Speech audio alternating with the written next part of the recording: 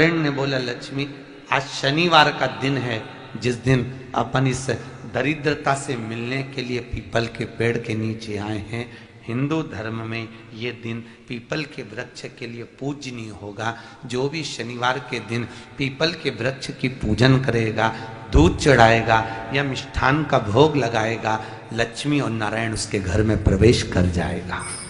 लक्ष्मी और नारायण उसके घर में प्रवेश करेगा, इसलिए नियम बनाया। कौन से दिन का? शनिवार। लक्ष्मी जी बोली, नारायण आपने तो एक दिन का वार लिख दिया। शंकर जी ने 7 वार बनाए हैं, रविवार, सोमवार, मंगल, बुध, गुरु, शुक्र और शनि। ये शिव जी ने बनाया।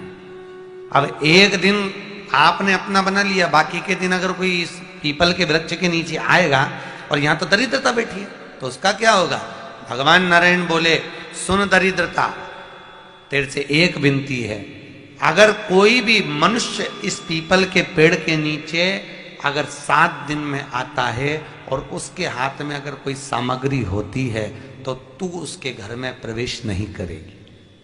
नियम है पीपल के वृक्ष का, या तो पानी का लोटा लेकर जाओ, कुंकू का चोपड़ा लेकर जाओ, शक्कर लेकर जाओ, या पेड़ के नीचे चींटी को डालने के लिए आटा ले जाओ, पर खाली हाथ पीपल के वृक्ष के नीचे कभी मत जाओ, कभी नहीं जाओ। खाली हाथ जाओगे तो दरिद्रता तुम्हारे घर में प्रवेश करेगी। दरिद्रता उठकर खड़ी होकर बोली, नारायण तुमने अपनी मनमानी करी है, एक दिन मुझे भी मेरा चाहिए। भगवान ने कहा, बोल कौन सा दिन चाहिए? दरिद्रता कहती है, रविवार के दिन इस पीपल के वृक्ष के नीचे मैं दिन भर नृत्य करूं, इसमें रहूं, और जो यहां आए रविवार को मैं उसके घर में प्रवेश करूं। भगवान ने कहा, ठीक है। दरिद्रता, रविवार का दिन एक ऐसा दिन रहेगा जिस दिन तू इस पीपल के वृक्ष के नीचे नृत्य करेगी, और जो आएगा इस पीपल के वृक्ष के नीचे तो उसके साथ प्रवेश करेगी। मैंने तुझे वर दिया। इसलिए हमारे यहाँ केवल पीपल का वृक्ष अगर दीवार में भी लग जाता है ना, किसी की फैक्ट्री की दीवार में, किसी के घर की दीवार में पीपल का वृक्ष अगर लग जाता है, पीपल का पौधा लग जाता है, उसको कितना भी तोड़ लो वो वापिस लग जाएगा।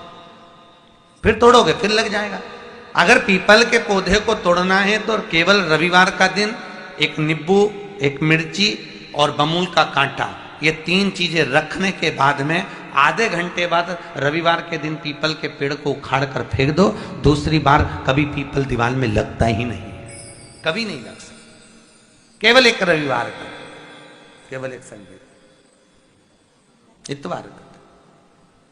घर में दीवारों पर अगर पीपल लग भी गया है, इसलिए पीपल के वृक्ष को उखाड़ने का, अगर घर में पीपल लगा हुआ है या पीपल का पौधा हमारे घर में लग गया, उसको उतारना, निकालना, लगाना, तो पीपल के वृक्ष को अगर निकाला जाता है तो रविवार के दिन, और अगर पीपल के वृक्ष को कहीं लगाया जाता है तो सोमवार के दिन या मंगलवार के दिन, बुधवार के दिन, इन दिनों में लगा सकते पीपल के वृक्ष कहीं लगाना।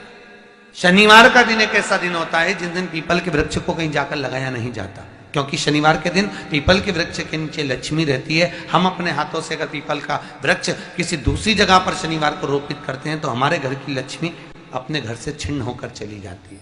इसलिए शनिवार के दिन पीपल लगाया नहीं जाता, किसी के घर जाकर उसको वापस पलटा नहीं जाता। लग गया उसको डर।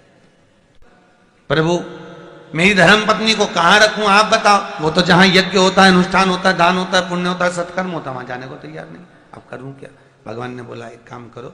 दुर्वासा जी बोले, जिसके यहां रात्रि में बर्तन झूठे पड़े रहते हो, उसके घर में इस दरिद्रता को लेकर तुम प्रवेश कर जाना।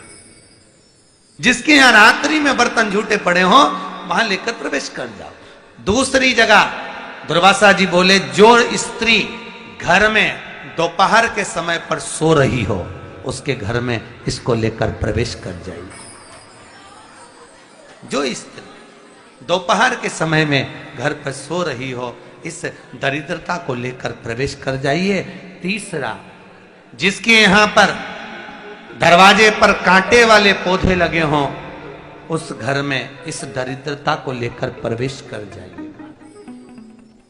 दरिद्रता, कितनी सुंदर बात कही है। दाता और विधाता, कौन कौन? दाता और विधाता, लक्ष्मी और दरिद्रता के सगे भाई हैं। कौन कौन? दाता और विधाता। दाता को फिटकरी प्रिय है, विधाता को नमक प्रिय है। ये दोनों हमेशा लक्ष्मी को और दरिद्रता को दोनों को समझाते थे, दोनों में प्रेम बढ़ाते थे। आज भी हिंदू धर्म की रीति है, यहां तो ठीक है, जिसके यहां पर भी अगर थोड़ी सी भी परेशानी होती है, थोड़ा सा क्लेश होता है, अशांति होती है, लक्ष्मी नहीं टिक रही हो, काम नहीं बन रहे हो, बहुत प्रयास करा जा रहा हो और हमारा कार्य नहीं होता, तो क्या करते हैं? फिटकरी और नमक को पानी में डाल देते हैं और घर में पोछा लगा देते हैं। आप लोगों ने आजकल फेसबुक पे भी पढ़ा होगा, व्हाट्सएप पे भी पढ़ा होगा। तो क्यों लिखा उसमें? उसका कारण ही केवल ये है कि दाता और विधाता की प्रियता उसमें। माता ख्याति के जो 4 बच्चे हुए, इसमें जो 2 लड़के हैं, दाता और विधाता, उसकी प्रियता उसकी पूर्णता उसकी। अब दुर्वासा जी बोले अपनी धर्म पत्नी को वहां लेकर, जहां कांटेदार पौधे लगे हों वहां पर लेकर प्रवेश कर जाइए। कांटेदार पौधों में उस दरिद्रता का निवास हो गया। कितना विचित्र कथा यहां वर्णन करी है। श्रीमद् भागवत के अंतर्गत जो वर्णन किया कि मृत्यु निश्चित है। काशी में जो शिव जी की स्थापना कौन ने करी? काशी में जो शंकर भगवान बैठे उनकी स्थापना करी थी शनि महाराज। किसने करी थी?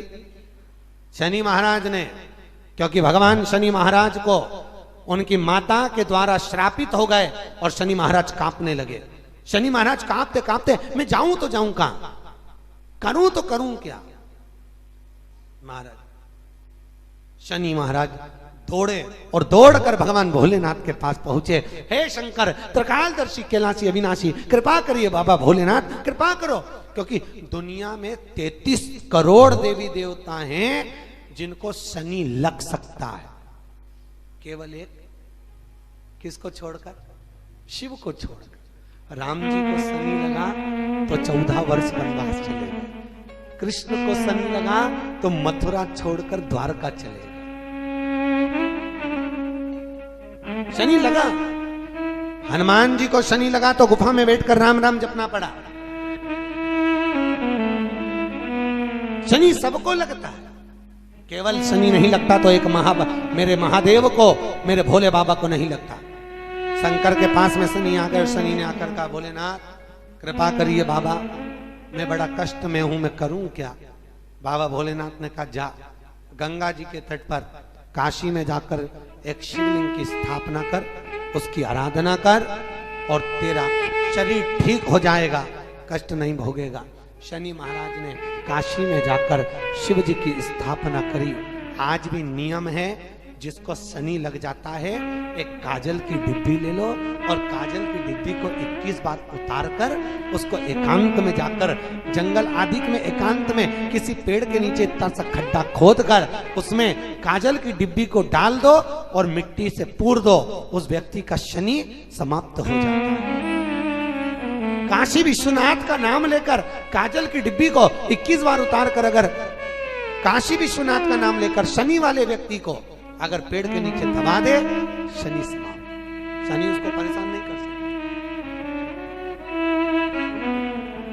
काशी कितनी मूलता है, शिव साधारण नहीं है। शिव महापुराण में पार्वती जी ने भगवान शंकर से एक प्रश्न किया था, एक छोटे से बालक के अभिमन्यु के लिए। पार्वती जी बोली थी, बाबा छोटा सा बालक है,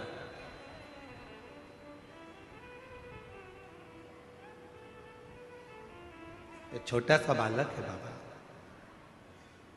इसको पीने के लिए भी दूध नहीं नसीब हुआ, बहुत गरीब है, बहुत गरीब। उत्तराखंड में एक दुधेश्वर महादेव है, दुधेश्वर। छोटे से बच्चे को जब दूध नसीब नहीं हुआ तो माँ ने शंकर पर चढ़ा हुआ जल दिया और वो शिव का चढ़ा जल भी दूध बन गया, वो दुधेश्वर नाथ का है। दुधेश्वर। माता पार्वती जी बोल रही हैं बहुत गरीब है, गरीब घर जन्म हुआ है। ऐसे कई लोग हैं संसार में जो कहते हैं कि हम बहुत गरीब हैं, गरीब के घर में हमारा जन्म हुआ है, बहुत गरीब हैं। ध्यान रखना, शिव महापुराण की कथा सुन रहे हो, गरीब के घर में भले जन्म हो गया, पर यदि तुमने अपनी जिंदगी में बहुत मेहनत करी, रात दिन एक कर दिया, खूब परिश्रम करा, और एक बार यदि तुम कुबेरेश्वर बाबा की धरा पर जाकर जल चढ़ाया है, तो दुनिया में याद रखना तुम गरीब नहीं रह सकते, सेठ बनकर जिंदगी जियो, सेठ बनकर। उसका नाम है कुबेरेश्वर महादेव, उसको लोग कुबेर भंडारी कहते हैं। उसको 12 ज्योतिर्लिंग के मध्य में विराजमान है कुबेरेश्वर धाम। 12 ज्योतिर्लिंग के मध्य में वो भूभूमि जहां स्वयं कुबेरेश्वर बाबा बैठे हैं। कोई कह दे कि मैं गरीब हूं, शिव महापुराण की कथा में हम वर्णन करें, एक बार खूब मेहनत में लग जाओ। गरीब घर में भले पैदा हुए हो, पर यदि परिश्रम करोगे, मेहनत करोगे, खूब मेहनत करोगे, तो जैसे उस माँ का बेटा आबकारी अधिकारी के पद पर बैठ सकता है शिव की कृपा से, तो तुम भी बैठ सकते हो, तुम भी बैठ सकते। मैंने सब का होकर देख लिया, बस तेरा होना बाकी। तुम्हें लगता है कि मेरी जिंदगी बड़ी दुख में, मैं बहुत गरीब, बहुत गरीब। गरीब कहने से नहीं होगा, मेहनत तो करो, परिश्रम तो करो। अगर तुमने मेहनत करना प्रारंभ कर दिया, परिश्रम करना प्रारंभ कर दिया, भले तुम गरीब के घर में पैदा हुए हो, पर निश्चित है आखिरी में तुम भले गरीब के घर में पैदा हुए होगे, पर तुमने अगर मेहनत करी है और कुबेरेश्वर